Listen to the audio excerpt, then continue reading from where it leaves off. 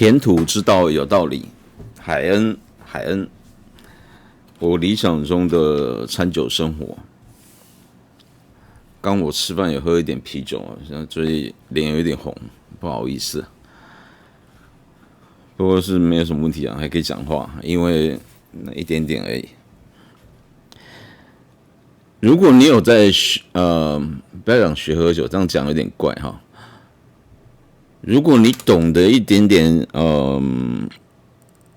清酒或者是葡萄酒的知识，特别是葡萄酒，那你在除了餐桌上面之外，或是你有一些酒友或者一些就是这个业界的这些朋友，或是你在看书啊，或者是在看电影的时候，乐趣有时候会多那么一点点，特别是看电影的时候。我今天就举3个有关于这个应该这个标题应该取叫电影中的葡萄酒相关的故事相关的情节。因为有些东西呢，如果你毕竟葡萄酒是比较偏西方的文化，如果你本身有懂这么一点的话，你在看那个时候，就是有些梗你会看得懂，你会知道他们在表现什么东西，不会觉得好像这个东西看过就没有了。这就我之前有提过说，因为我一直之前长期都在美商嘛，在外商嘛，所以曾经有这个某公司的当时很有名的一个公司的一个台湾总经理外商的台湾总经理，也是我的朋友然后就跟我讲说，你可不可以就是开那100瓶100款的酒的酒单，钱不是问题，他叫我去不是把他叫我，他问我说可不可以帮他把这个酒单凑齐，然后去能够找到这些酒，然后跟他讲说哪些酒它的原因，他需要知道的原因在哪里，因为他头脑很聪明嘛。然后他把它记下来之后呢，以后出去外面，不管跟上司啊，或者是跟这个同事们就是老外这些同事在吃饭的时候呢，接得上话，因为他知道是他们的那个餐酒文化嘛，不然的话就你如果不太懂这一块的话，你可以想象成说，如果你要跟美国人打成一片的话呢，美国人啊，你谈什么东西会很容易就切进去呢？第一个是棒球，美国职棒嘛 ，MLB； 第二个就是那个 NFL，NFL 就是那个美式足球，其实在美国应该是比美国职棒要更红一些但是美国职棒的它的胜是胜在那个历史很悠久，100多年很不容易啊。所以就是许多美国家庭的，不管小朋友或者是甚至阿公阿嬷，他可能就是阿公阿嬷是从小就开始可能就看那个球赛了，然后一路延续到现在，包括他的子女们都是受这个家族的影响嘛。而且美国因为很大，所以他们那种属地主义啊，就是主场客场这个分得非常的清楚。你就好像在台湾的话就比较不容易了，因为台湾太小了。就是说你那个兄弟队不是全国主场嘛，对不对？我本身是棒球迷而且我之前有玩过一阵子我把话题绕回来，就是说，但是你要看棒球啊，或者是你要看特别是像 NFL 就美式足球，棒球台湾人可能或多或少大家都懂的一些规则可是足球那个美式足球不见得很多人懂啊，真的不见得很多人懂。我是刚好这方面就是也都有一些经验啊。所以这部分其实像老外要谈这个东西，我也听得懂。就是以前跟同事们在聊天啊什么的，而且特别是棒球，我曾经有一阵子也是看了很长一段时间，到现在都有在看。我也是 MLB 的这个串流的那个每一季我都会买，就是他其实不用买，就是他就一直帮我续约，我都可以看。然后我没事，有一阵子我在写稿的时候，我甚至会把那个棒球的那个荧幕那个比赛 recap 什么的叫出来，然后把它顶多开成无声，然后我在打字在写文章的时候，就是因为，然后等到比较重要的关头的时候，我再看一下。话题扯远了哦，回过头来，我今天还是要讲葡萄酒嘛，因为这频道就在讲酒的东西嘛，餐酒为主嘛。电影也是一样，如果你对电影呢很着迷，或是影集也可以很着迷的话，追剧啊，或是追电影啊，你如果懂得酒了，特别是葡萄酒，你会真的会得到多一点乐趣哦。那乐趣可能对电影的影响走向不见得会有关了，因为专门来拍酒这相关的电影，毕竟比较少。我最后一个例子就会以这个当做结尾哈，因为这一期我不打算录太长哈。我之前在就是7、8年来了吧，已经搞不好10年都有。我就曾经就是有整理的一份，我平常看电影看到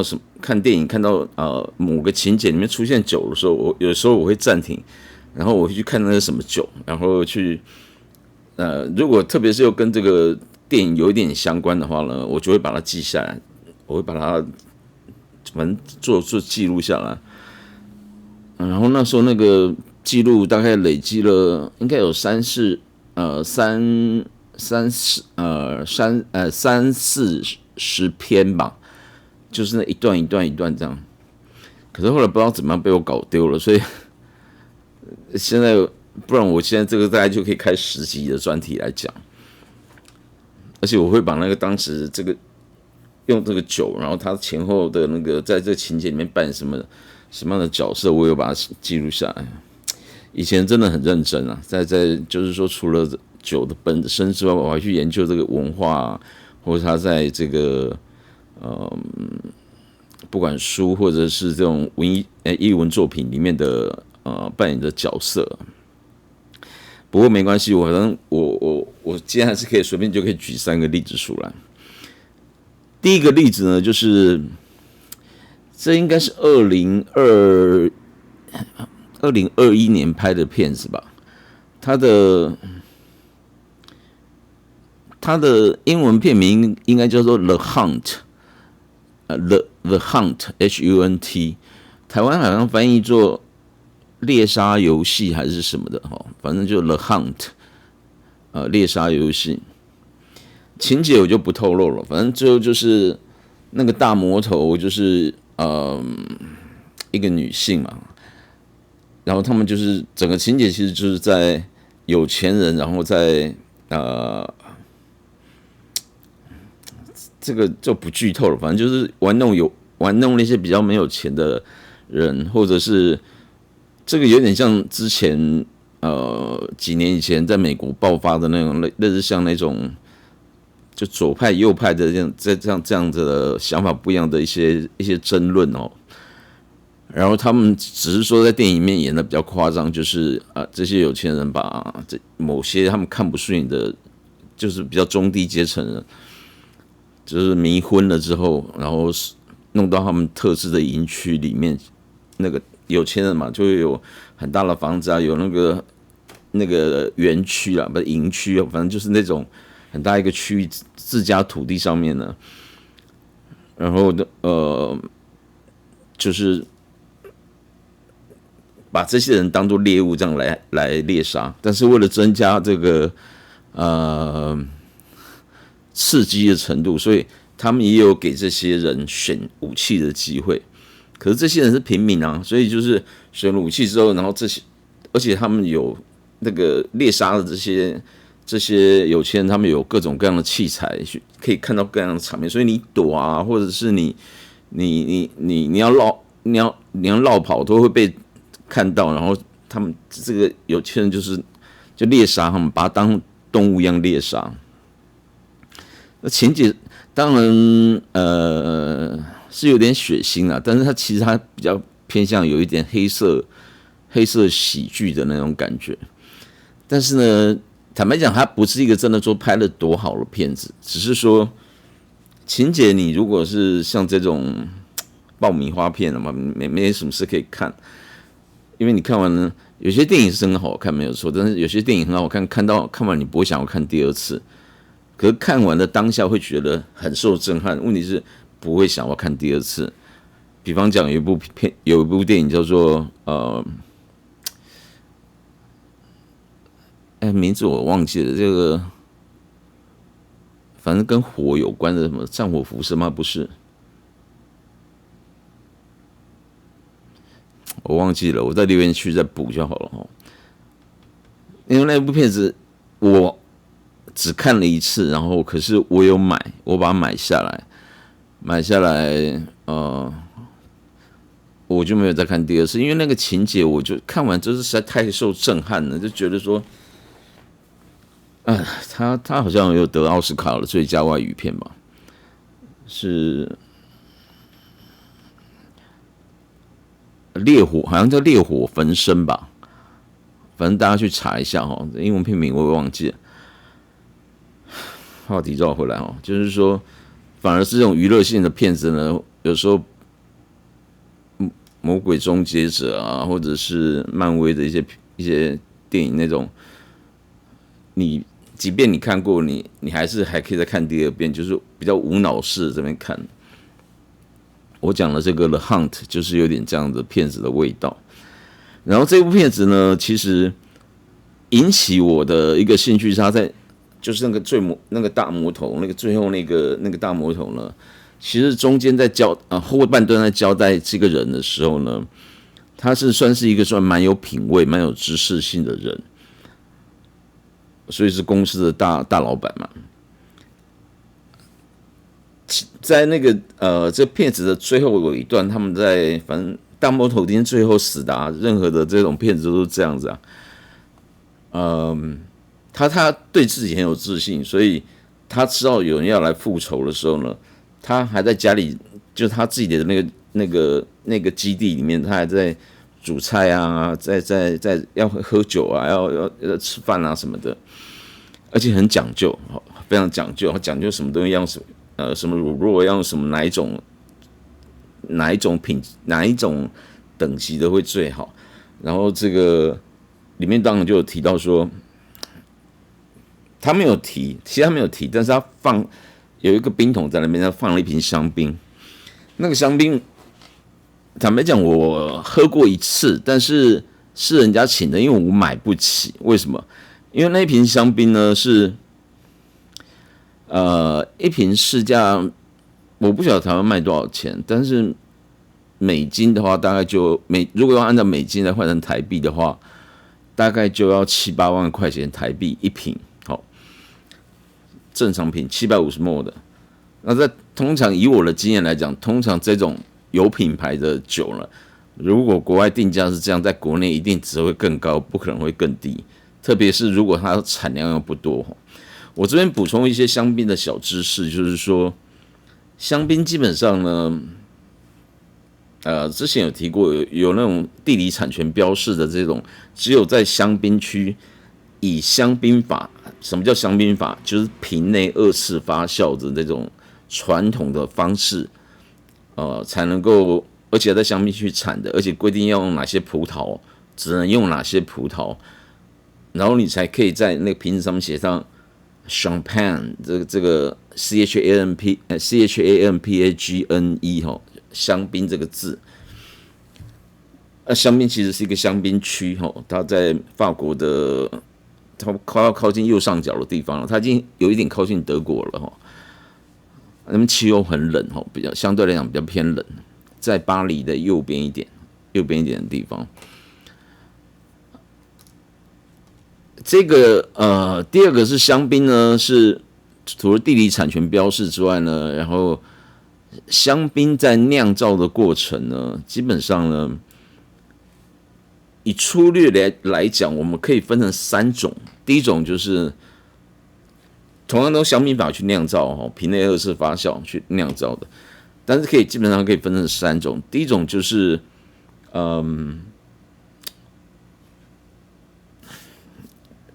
2种方式啊，第一个是分成这种3种，就是白中白，他们所谓的 brown de brown， 就是单纯的只用白葡萄来酿造。那所谓的白葡萄那边几乎都是用 Chardonnay 这种葡萄夏多尼 Chardonnay 这种葡萄。然后第二种是它就不是强调 brown de brown， 它就是可能我忘记了怎么讲，brown de noir 还是什么的，反正就是它是混合的 Pinot Noir 跟就是黑皮诺 Pinot Noir 跟这个 Chardonnay 去混酿的。但是各位要记得一点像这种混酿，我之前也提过了，如果没有浸皮的话，基本上你用红葡萄来酿的酒呢，它也可以酿成像白酒这种形式，就是说它不会颜色不会太，就是甚至你可以把它当成白酒来看待。如果它没有浸皮的话，因为红酒之所以为红酒，并不是葡萄汁，它的葡萄汁跟白葡萄汁是一样的，它只是那个皮上面有更多的这个花色素、花青素啊、花红素，反正这种花色素，然后它在浸皮过程中会把这个酒给染色，包含还有单宁的部分其实这些东西在白葡萄上面也会有了，但是就是相对来讲少很多并不是完全没有。红葡萄就比较明显，可是你如果在香槟区的话，你可以Brown de Noir 吧，还是怎么念我忘记了，就是它也是不单纯只是用白葡萄，它也可以加上红葡萄去混酿。混酿的定义是分开，然后再把它加在一起不是把它红葡萄、白葡萄全部丢在一起，这样不是这样细节以后我在讲香槟的时候我再提。然后第3种就是粉红香槟，它就是基本上就是几乎是以皮诺诺瓦为主，当然也许还会再混一点别的东西了但是以皮诺诺瓦为主的意思就是说，它是用红葡萄为主。我还在强调一次还是要强调一次是为主，我没有说完全是但是它在酿造过程中呢，它是采用那种类似像放血法，就是有稍微浸一下，有就是皮有跟那个葡萄汁有稍微有接触的时间所以那个在酿造过程之前的时候，那个葡萄汁本身就已经带有一些粉红色了。那这样酿造最后的结果出来就是，这个酒就是带着粉红，就是粉红色或者你讲红棕色的颜色，然后一般就叫做粉红香槟嘛。有没有说用就是我酿了一个比较浅色的粉红色，再加上一点白的，也有这样的情形。但是基本上你可以把它当成就是像粉红酒的酿法一样，只是说它是把它做成香槟的样子。粉红香槟其实一般在香槟区的产量是比较少，就是在香槟的分类中它是比较少，但是很多粉红香槟是比较贵的。因为香槟其实除了喝，真的也是很好喝之外呢，还又有庆祝的意思。然后如果你是买粉红香槟的话，那就稍微更罗曼蒂克一点点了。当然这边我也要提醒一下，就是说如果你是买到粉红香槟的话呢，它的喝法大概就是粉红酒的用法，大概是这样子，因为它已经有一点色素在里面了，那个酒体的味道就会比那个一般的 Brown de Brown 啊，或者是这个就会比白葡萄为主的香槟呢，这个颜色或者是酒体都要再强一点点。那你在搭配的时候就可以考虑放在比较前中段的地方来使用就跟粉红酒一样的意思。然后另外第2种分法就是第一个是按照颜色还有这个葡萄品种颜色来分，第2种分法其实就比较简单，它就是分成无年份或者是有年份的香槟。无年份就是每年都会有香槟嘛，然后每年都会有葡萄会生长，它会酿造香槟。但是呢，在香槟区呢，有一些知名的厂商，应该讲说，大部分的香槟厂都会这样做，就是某一年份特别好的时候，就是葡萄收成的状况非常好。葡萄收成状况好，并不是说它的量很多，而是那一年的气候哦，这个不管是阳光啊、雨水啊，或者是这个最后收成的时候，温差的变化等等的，让这个葡萄品质非常好。那个叫收成好的意思哦，并不是说量很多我们就收成好，不是量很多他们搞不好还不要，为什么？因为量很多可能你那个当年的葡萄品质不太好，有可能是这样啊，没有100%的东西哦。只要是年份好的，应该讲说，只有当那一年的年份，那个酒厂它的葡萄园，或是不管独占园，或者是他跟人家收葡萄来酿造，就那一年的年份特别好，葡萄品质好，所酿造出来的香槟呢，就会有一部分会专门做成有年份的 vintage， 有年份的香槟。那你可以自己去思考一下，对于这些酒商来讲的话，酒厂来讲的话，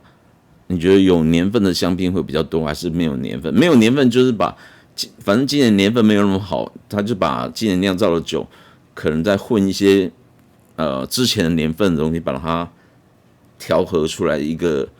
有点像调和 whisky 的那种感觉，就是调和出一个所谓的 NV 的这种香槟。或者是说，它就是各个葡萄园怎么去混都有可能哦。它有一个专有名词叫 Cuvée 哦，这个以后我再解释。当然你可以想见，年份好到说可以单纯用年份的葡萄来直接酿造好香槟酒就可以上市，就成年之后就可以上市。这样的机会会比较多呢，还是说这个单一的年份、单一的葡萄园，然后它真的成长得非常好，所以我把它酿造出来之后，我会标上年份，甚至连葡萄园都把它标上去。哪一种情况会比较多 ？NV 没有年份 ，N 就是 non 嘛 ，NON vintage 没有年份，还是 vintage 的香槟会比较多？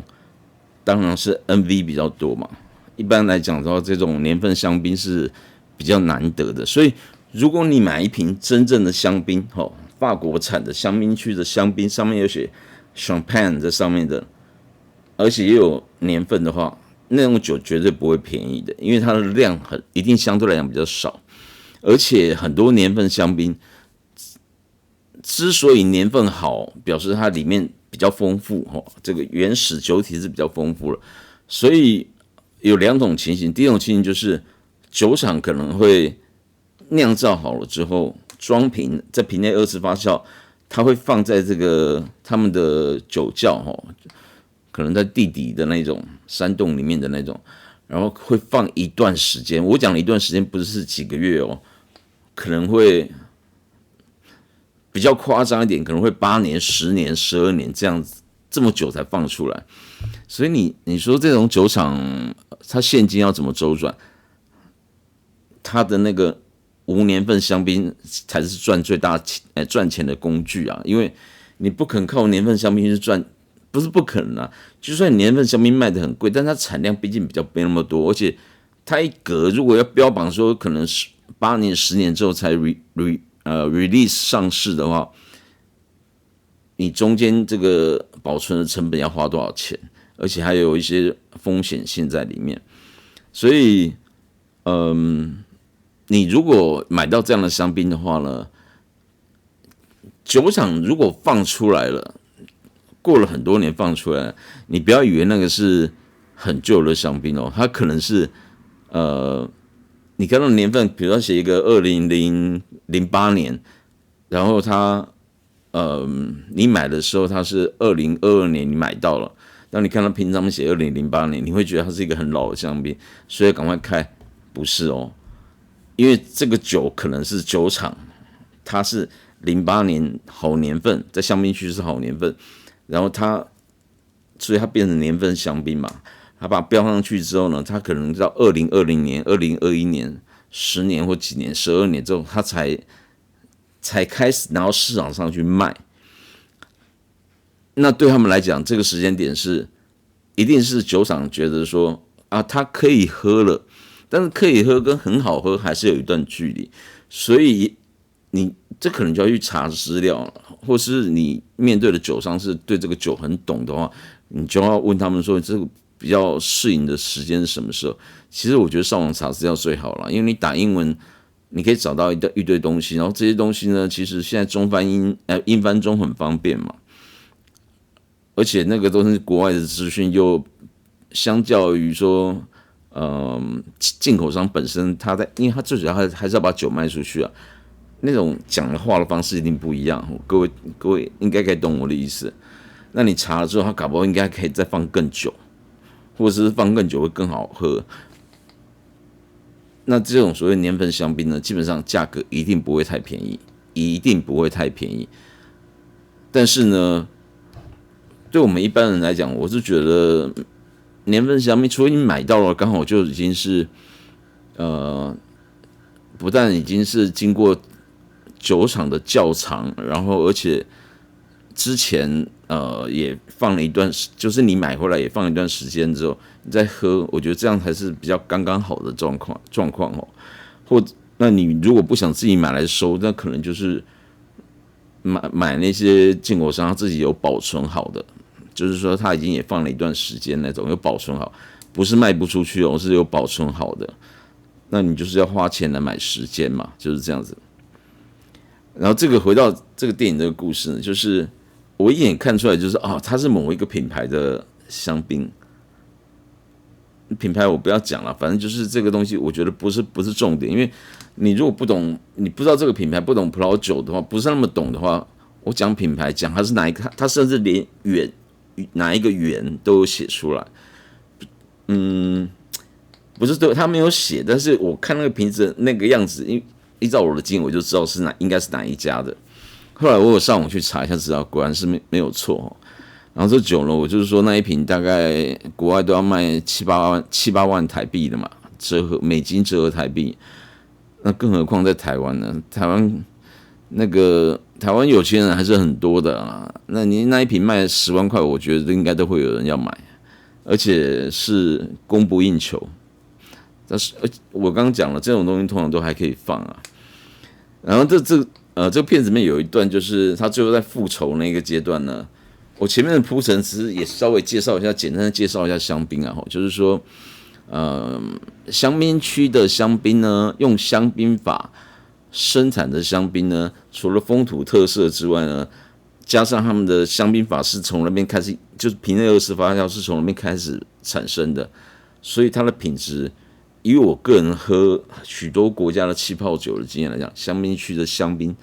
真的是品质是够好的，即便它只是 NVA 没有年份的，它喝起来都会有一种比较高级的感觉哈。至于里面还有分什么小农的香槟啊，或量产型的什么，或者是已经被赋予像奢侈品这种品牌的这样的香槟呢？我记得陈匡明嘛，有一个作家，他也是我的朋友，他曾经写过香槟的书，各位可以去找一找，不然的话你就是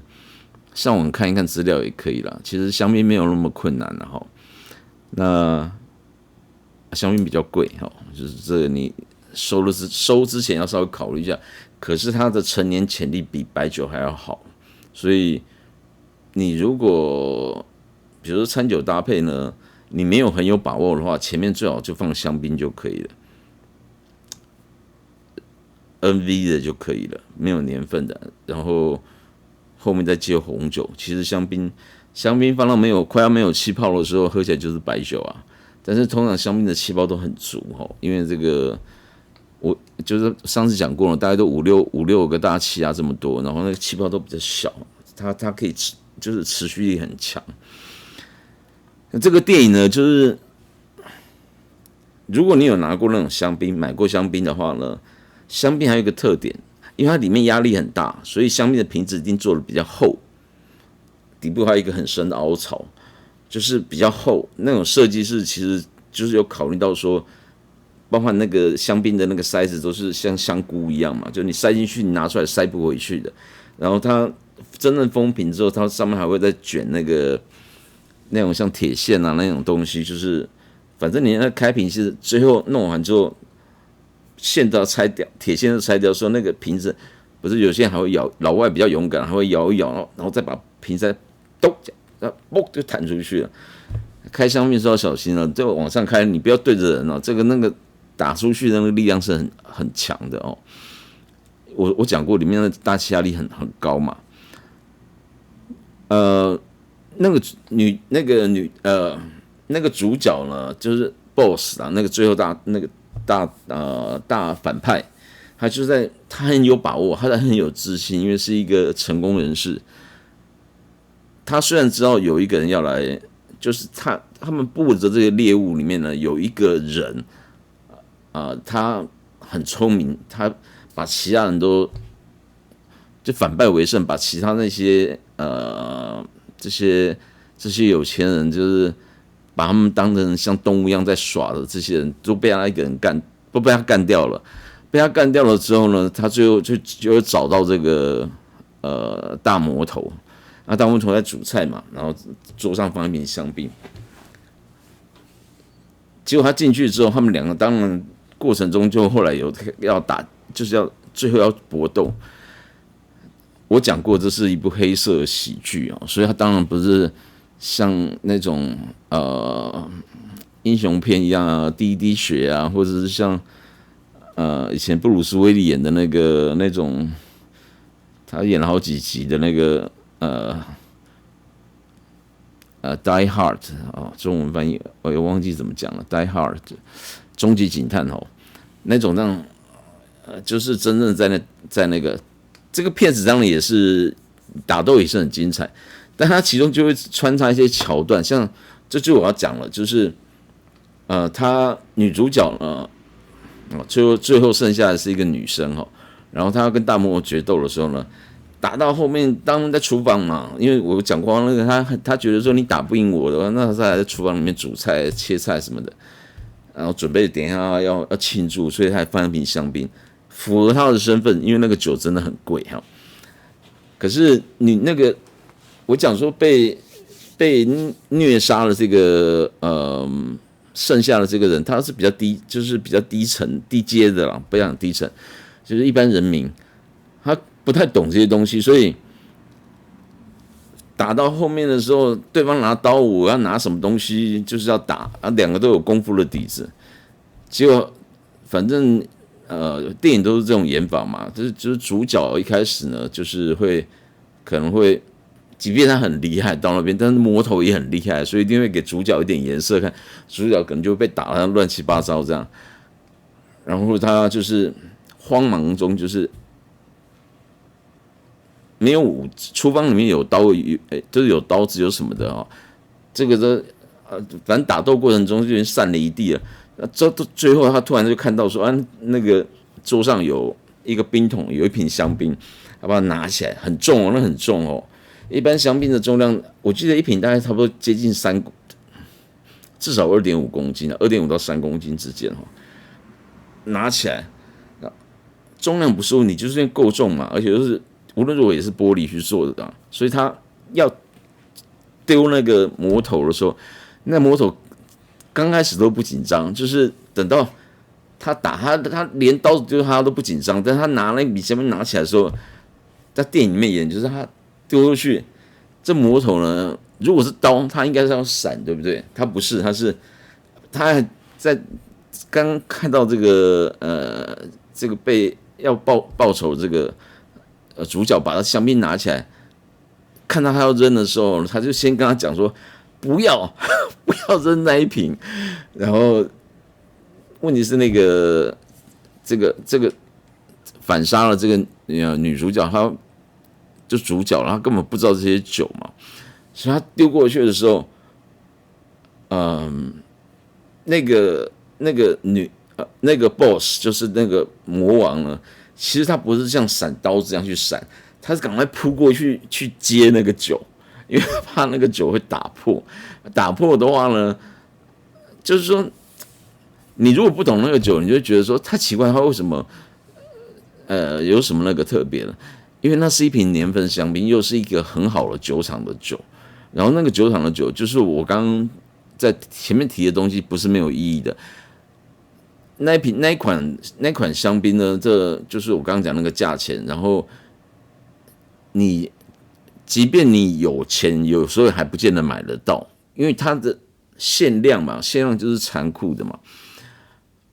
然后那他本来是打算要庆祝才要喝的，所以他可能也没有买到很多瓶。然后，所以当主角要杀他的时候呢，他反而去接那个酒，接着这酒，好险没有破，他还一副那种好险那种感觉，并不是说你没有杀到我好险，是这个酒没有破。然后他说你这个反正就跟那个复仇的那个人讲说，这个千万不能打破，这瓶酒是就是很珍贵，但他没有去提什么酒，因为我不晓得是编剧本身也懂酒，或者是说他们有跟酒厂合作，然后他把这个加进来。如果你懂得那瓶酒的意义的话，对他打破真的是很可惜的事情。然后我有去查了一下大概这个酒的状况了，应该电影里面没有很清楚的看不到年份，但是你看到那个形状那个 shape 就知道大概是哪一个酒厂的了。我查到那个应该是2004年的年份酒，然后这部电影是2021年上演的吧。我刚一开始有提年份香槟通常不会就是不是很多年份都有的。像这个酒厂这么有名的酒厂呢，它的前一批它年份香槟本来就很少，因为他们的标准更严格，所以本来就不是每年有的。他现在而且他们的规矩是，一旦把这年份香槟把它酿造好了之后呢，我所谓酿造好就是在瓶内发酵完成之后，基本上呢它也不会上市，因为他们会觉得说这个他们这个酒呢需要一段时间陈年，在哪里陈年？在他们的酒窖陈年一段时间之后才会上市。陈年多久呢？10到12年，你就知道这个酒多珍贵。所以第一个不是每年都有，第二个即便那年酿造好了有了可以标上年份了，它也是要经过10到12年之后它才会上市。之所以会有一个 range 有一个范围，是因为即便是好年份也有特别好和特别好和特别好这样的差异性嘛，所以有的酒还是需要比较长的时间，通常好年份的酒都需要比较长的时间去放。我们只要想象成说它里面有很多更多的更丰富的物质，然后它会给它时间，它会去演变出或者化学反应去产生更多种香气，让酒体更可能更饱满，更容易喝下去，然后这个香气更复杂等等的。所以这个酒厂的酒呢，其实2021年上映的片子呢，因为它大概都10到12年才酒造才会不是酒造，酒厂才会上市，所以目前为止它的最新年份，我是查到2021为止啊，就是这几年我就没有再去查，就是在拍片的当下，当时的最新年份是2008年。但是呢，后来我问一下 ChatGPT， 我说，我觉得很奇怪，如果2008年，因为这个酒厂的酒通常都是要10到12年年份香槟它才会上市嘛，而且它是单一葡萄园就是它这个酒厂的独家的葡萄园，葡萄园也很有名。那2020年才可能会上市。问题是你2021年出产的片子，通常是前一年拍的嘛，你看这个像那个什么那个汤姆克鲁斯的那个不可能任务的第8集啊，致命清算的下集，你看各位知道他是什么时候制作了？他们是在疫情的时间制作的，所以我们是2023年看到他的致命清算的上一集而已，就上半部，然后下半部是就2025年了嘛，今年好像5月份要上演吧？你看都隔这么久了，那酒也是一样啊，就是说他今天他放了这么久，然后才 release 出来。如果电影拍摄的时间是2020年的话，那个酒刚出来就来拍，这个时间能不能接得上，我是觉得蛮怀疑的。所以，我去查了一下，顺便问一下 AI， 他说，应该不是2008年份，因为电影里面没有拍得很清楚嘛，就是你那个暗暗的看不太清楚。他说应该是2008年的上一个年份，上一个年份是几年？2004年，也就是说，同样的这样的酒呢，它是04年有出了一个年份香槟，再过来就跳到08年了，所以也许后来就是有可能是09，也有可能是12哈11什么都有可能，就是它不是每个年份都有的，这是香槟一个特色哦，而且不是只有这家酒厂，很多香槟厂都是这样子，就是说你今天看到了有年份的香槟跟没有年份的香槟 ，NV 和有年份的香槟，有年份的香槟 vintage year 的这种香槟呢，通常都比较少，而且都会放一段时间。至于说放多少时间他们才会上市，这每个酒厂是不一样的哈。反正我看那个东西，我一看我就觉得很好笑，就是说这个就是更有乐趣就对了。因为我看完这片子，我就马上就上网去查一些资料，查一查，我的想法就是应该不会是2008年吧？我觉得不太可能。我问 ChatGPT， 他也就是整理一些资料给我看，就是我知道2008年在之前就2004，然后在之前好像是2002吧。我这边他有列几个年份出来，我没有再去看哦，就是我没有去记啊。但是如果真的是真的是拿这些酒来拍摄的话，那你真的 NG 很多次都不然摔破了，不是花很多钱。所以 ChatGPT 甚至跟我讲说，可能是拿了瓶子，然后就是做个样子了，然后因为不太可能是2008年的如果是2004年，那个价格一定也很贵啊。所以虽然对拍片子来讲那不算什么，但是那种可以用假的东西，当然你就没有必要刻意去买一个真的来丢啊。那东西丢破，那不是，那你万一 NG 一个6次，那不是要花六瓶酒的钱了吗？好，这个也就跟反正呢，最后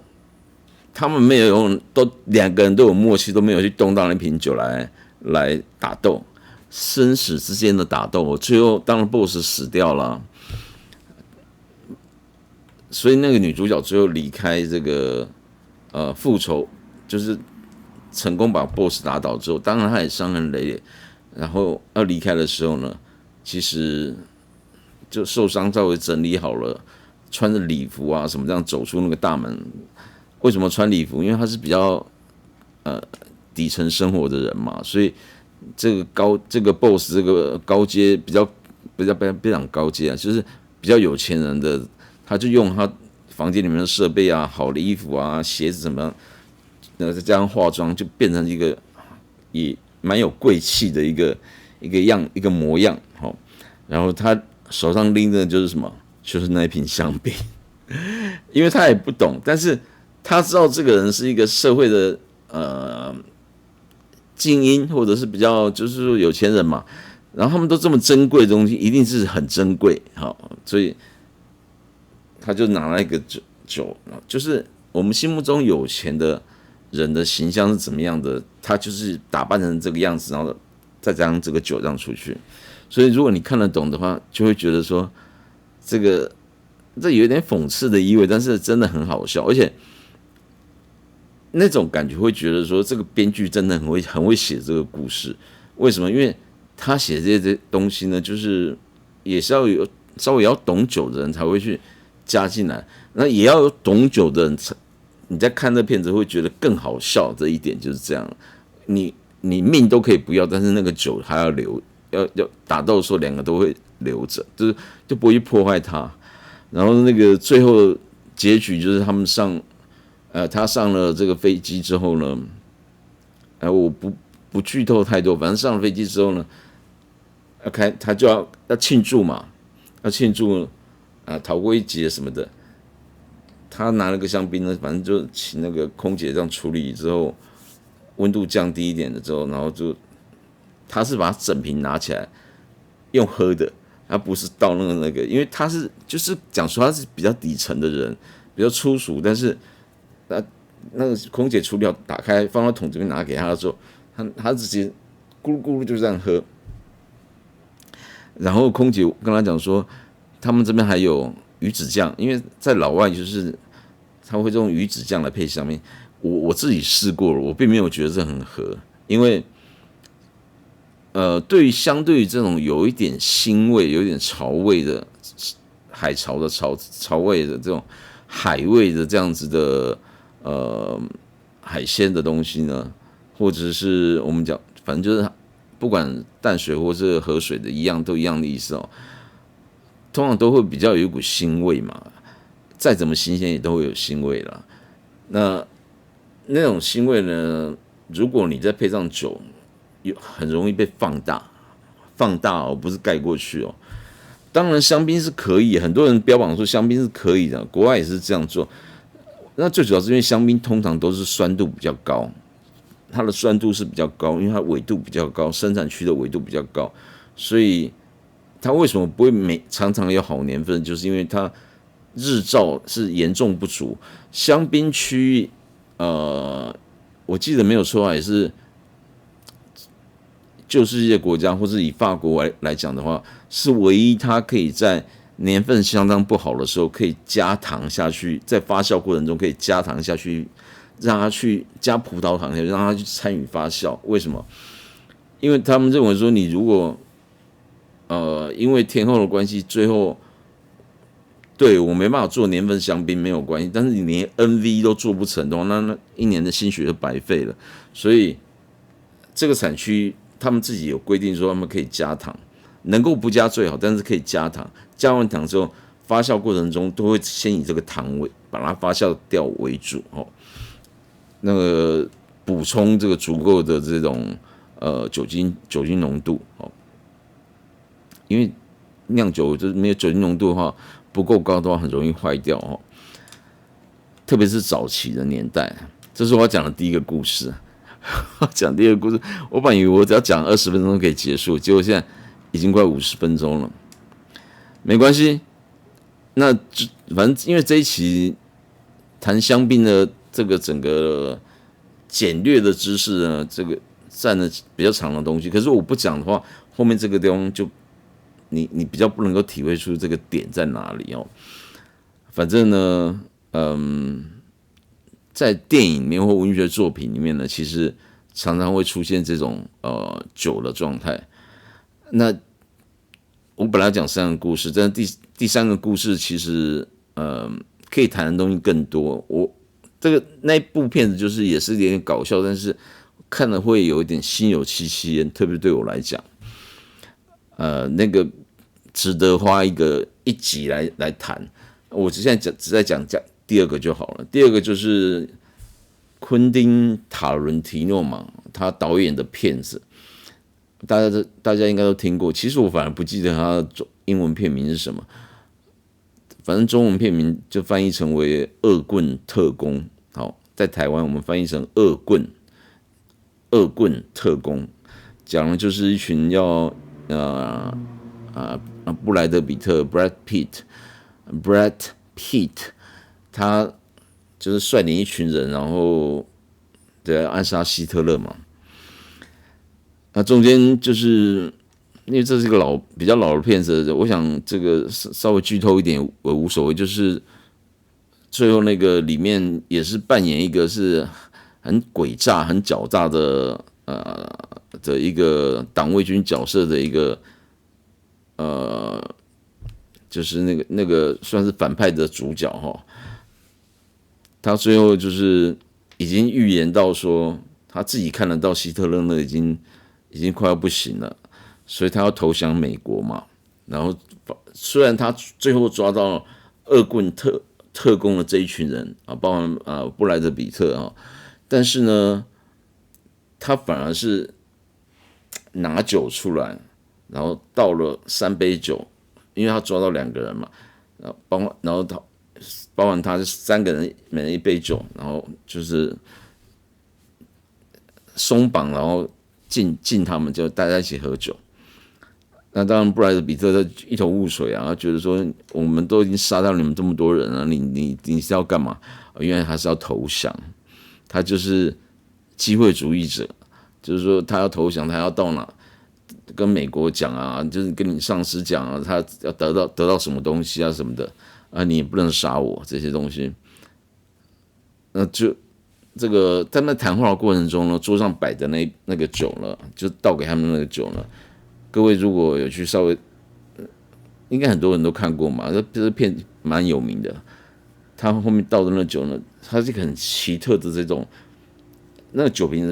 的形状是有点这样，然后再上来的，跟一般传统的那种我们现在看到的那种波尔多式的那种酒瓶不太一样，或是跟 Burgundy 也不太一样。那种酒呢是底下还有铺稻草，就是它有围着一圈稻草。我相信我讲到这里，这些有些酒我应该都知道，那个是意大利的 Chianti， 好，那托斯卡纳那个区域，托斯卡纳那个区域的很有名的地区型的这个酒，通常也要拿到这个，它更有名的是里面的那种有一个，你如果得到产区认证，还会有一个那个公鸡的那个标志哈，在那酒上面都会有。这是他们的产区规范是这样讲的，然后现在的当然就不会有稻草包起来那样的东西哈，会有，但是这样的包法是因为那个年代酒的运输还是很危险，玻璃技术也没那么成熟，2次世界大战的时候，所以Chianti 当时都是保持一个传统，就是他们的酒呢做成那个瓶子做成那个样子，有点像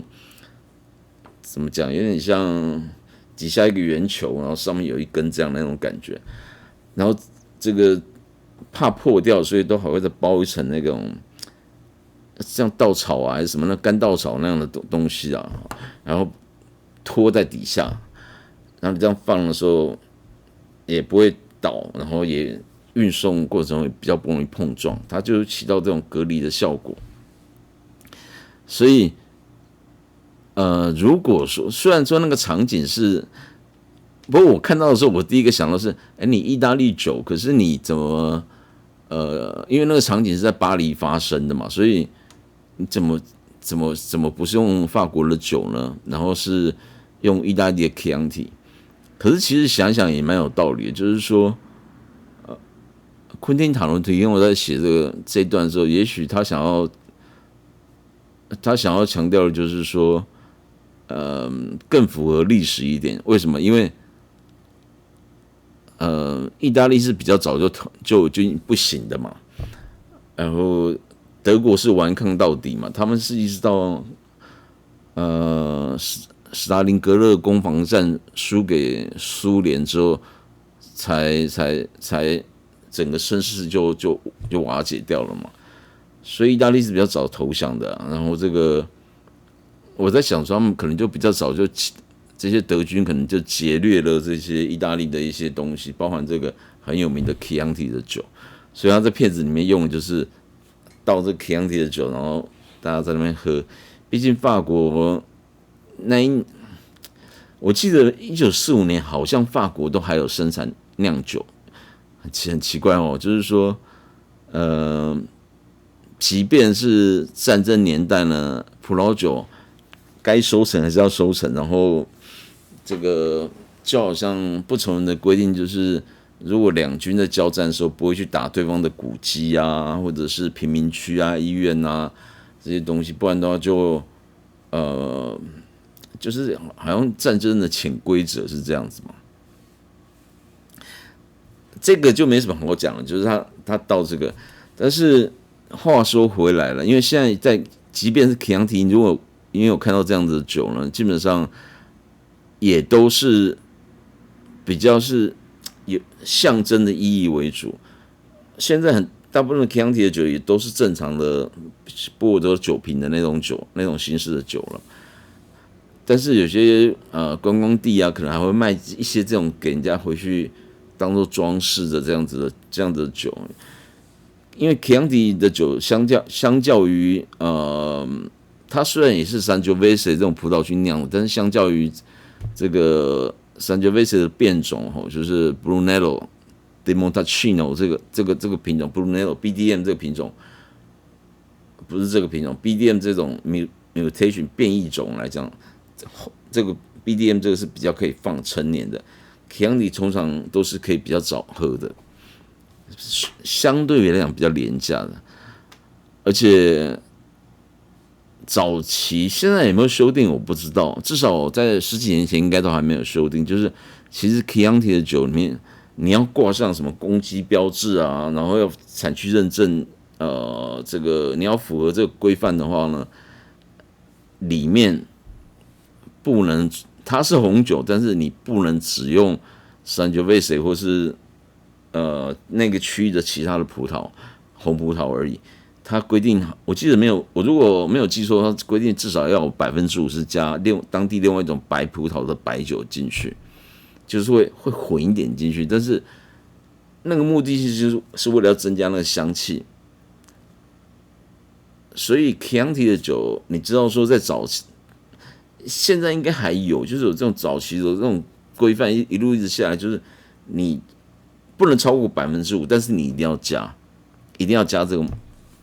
当地的另外一种品种的白葡萄酒进去，可是你喝不出来，你只是就是喝起来，可能这样调味过之后，因为 Sangiovese 是一个酸度比较高的品种，而且它的这个单宁也比较多，所以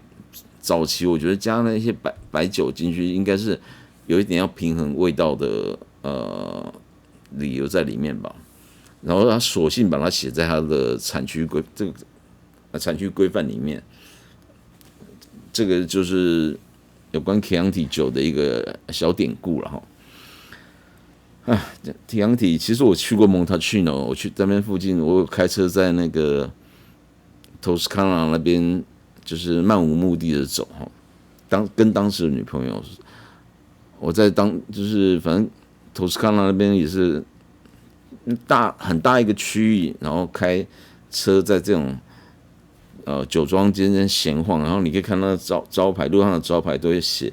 可能写葡萄园啊，或者是写意大利那边是写说哪一个酒厂在哪边，哪一个酒厂在哪边，这样很有趣。就是而且后来我真正去看的时候，我发觉其实他们葡萄园很多之外，它的橄榄树也很多。然后另外就是那个丝柏啊，真的就是像电影里面演的这样很多。然后橄榄树很多那种橄榄就是橄榄油那种橄榄，跟我们什么小叶榄仁啊，或是台湾另外一种橄榄那种土橄榄，那个是不一样的品种的东西这名字刚好我不晓得为什么会翻成一样。然后我这阵子不是这阵，大概3-4个月以前吧，我在附近。因缘机会买到一盆长得还蛮高的一盆那个橄榄树，就真正的橄榄，跟我在那个Toscana 看到的一样的橄榄。然后它已经长得蛮高了，不是我养的，是那个卖的厂家养的。然后他是跟我讲说，再长高一点的时候，我可以把它移植到草地里面去长，因为他之前也有卖过几盆，然后也有人就是这样种，最后真的就长成一棵橄榄树。橄榄树没有很高但是长出来，甚至说，他们估计已经快要可以开花结果了。然后我希望我的橄榄也可以长到这种地步，虽然它比较小颗而且也不贵。我觉得这个橄榄买了之后好像1500还2000块钱吧，以这么大颗来讲的话，不算是很贵的东西，因为还要加花盆什么有的没有的。多知道一些东西，这个对我理想中的餐酒生活嘛，这个也不见得发生在餐桌，你有可能是一边看电影，一边看文学作品，一边看这个如果有这种舞台剧的话，它就会让人家不出戏，除了片子要好之外，让人家不出戏，就是你如果讲那个年代有那个年代的东西，而不会突然演一个古装剧，突然手上有戴个手表，你看着就会马上就出戏了，就会觉得说怎么连这个都没有注意到。那这个有时候跟场务是什么很有关系，或者是跟编剧是很有关系的。我看哪一个机会再把第3部电影讲出来，因为那个电影是真正的是以葡萄酒，就是葡萄酒在里面扮演一个很重要的无生命的角色。然后那部片子其实对我的砥砺还蛮大的，会鼓舞到我自己。然后这个导演的片子我几乎都有收，很好看的片子。我有时候心情比较不好，我都会再把它拿出来再看一遍。我已经买了 DVD 了，但是我在串流平台上面我也有买，因为这样有时候不见得要看 DVD 嘛，我串流平台这样直接看反而比较快，而且它可能还有4K 的版本。讲到这里呢，当时这部片子要上市的时候，是我学喝葡萄酒没有多久的时候，没有几年吧，所以看到这片子，当时的感受跟后来再看的感受都不一样，因为你越看你越了解一些葡萄酒的细节，你越看这片子里面讲了一些东西的时候，你就越能够体会到他演的是什么，即便那个不是重要的，就是不是重要的一个，它是背景而已，但是他连这个东西都这么考究，因为他讲的就是这样的故事，所以我会觉得他这个导演，就是我自己在看这个片子的时候，会有另外一层的想法。我们这个名士啊，不是一些什么以前什么花系列那个演的乱七八糟的嘛，但是撒狗血啊、捏橘子啊、什么这个插那个什么呼吸管啊、怎么弄。反正很奇怪，这些东西就是会出戏，然后到后面就是感觉就像爆笑剧一样那样子的，就是不够写实，或者是说你以我来讲，可能看看就会出戏就不会觉得这个片子好看了啊。这个片子我到时候再花时间再讲。今天其实我要讲这个呢，讲了一个好像破纪录了1个小时了啊。无论如何这个就是反正这就是这个频道的风格嘛。按赞、订阅、分享，如果可以的话，我不会改变我这样讲话的方式，我也不会去就是农场标题或什么的，不会。那我只希望大家能够在借由收看这样子的我在自言自语的过程中呢，可以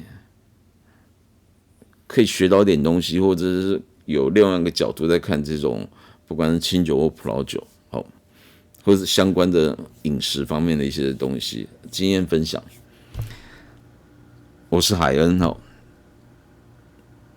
我理想中的餐酒生活，拜拜。